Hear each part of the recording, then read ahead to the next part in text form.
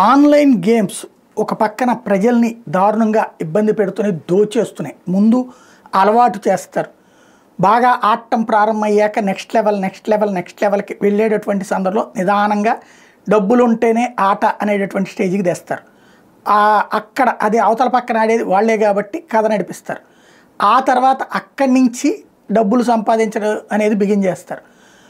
ఇది ఒక గ్యాంబ్లింగే కాబట్టి దీని మీద కేంద్ర ప్రభుత్వం నిషేధం విధిస్తే ఆ నిషేధాన్ని సవాల్ చేస్తే ఆన్లైన్ గేమ్స్ వాళ్ళ మీద ఎలాంటి యాక్షన్ తీసుకోవద్దు, వాళ్ళు డబ్బులు వసూలు చేసుకోవడానికి అడ్డుపడద్దు అంటూ సుప్రీంకోర్టు ఆదేశాలు ఇచ్చింది. తదుపరి విచారణ పూర్తి చేసేదాకా మాకు ఇది ఆడుకోవడంలో తప్పు లేదు అంటూ సదరు సంస్థలు వాదించడం మీదన ఇప్పుడు ఆ విధమైనటువంటి పిటిషన్ తీసుకుంది సుప్రీంకోర్టు. దాని ఆధారంగా ప్రస్తుతానికి స్టే ఇచ్చింది ప్రభుత్వం. కాబట్టి ప్రస్తుతానికి ఆన్లైన్ గేమ్స్ ఆడచ్చు, డబ్బులు పోగొట్టుకోవచ్చు.